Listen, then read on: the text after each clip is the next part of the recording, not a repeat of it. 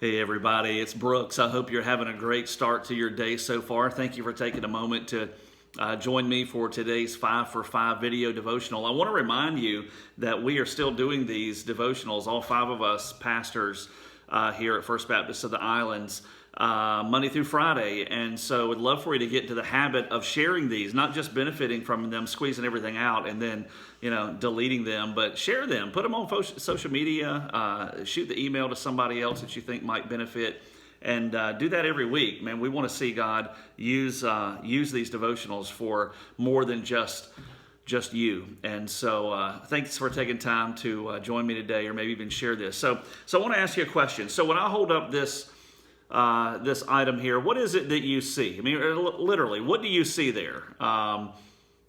You probably are going to answer that from your perspective, you see something that says Deer Park, right? It's a bottled water. That's what you read. Let me tell you what I read. What I read is Nestle Waters North America Incorporated, Stamford, Connecticut. And Connecticut and New York get 5-cent refunds for this little bottle, right? That's what I read. What I'm getting at is it's the same thing. It's a water bottle. You're looking at it from one perspective, and I'm looking at it from another. Now, whenever we go through our lives, that same dynamic is often at play. Is that when you are looking at an issue, maybe it's a coworker, maybe it's a spouse, maybe it's a family member or a friend or a total stranger. But what you may find is that as you look at the same topic, that you're looking at it from 2 different perspectives. And what often happens is that leads to disagreement, sometimes contention, sometimes angry words, and sometimes hurt feelings. You're looking at the same issue, right? You're just looking at it from 2 different perspectives. You looked at this water bottle from the front, I looked at it from the back, but it's the same water bottle. Now, there's a passage in Proverbs that in a way kind of speaks to this. It's in Proverbs chapter 18, verse 17. It says, "The first to plead his case seems just until another comes and examines him." The first to plead his case seems just until another comes and ultimately examines him, meaning there are 2 different perspectives to almost every single issue. Now, what I'm not saying is that truth is up for you to decide what your truth is and for me to decide what my truth is. Truth isn't up for discussion. Truth is truth. God has already put it in place. It is absolute, and the Bible tells us what that is.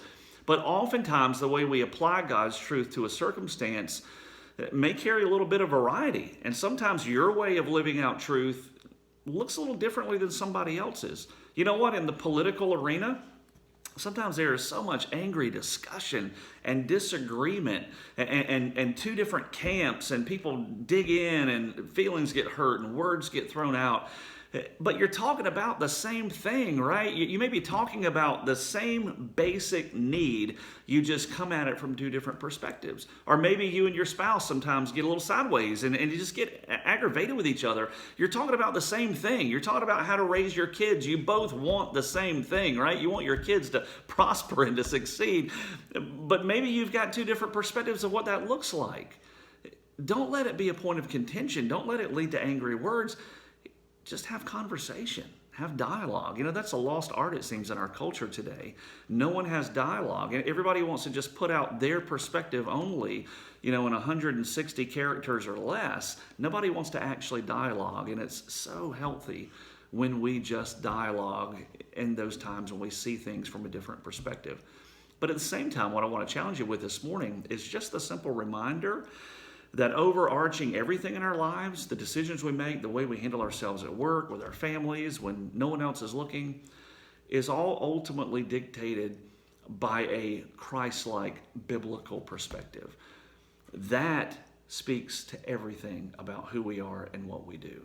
And so when you go about your way this week, just remember your perspective may be a little different than that other person, but you may have more in common than you think. And even if you don't, you can still disagree agreeably. But at the same time, let your life this week be driven by that overarching perspective that God is in control and that He calls the shots and that He leads you to submit and to surrender. When you do, life gets better than ever. Man, I hope you have a great day today. God bless you.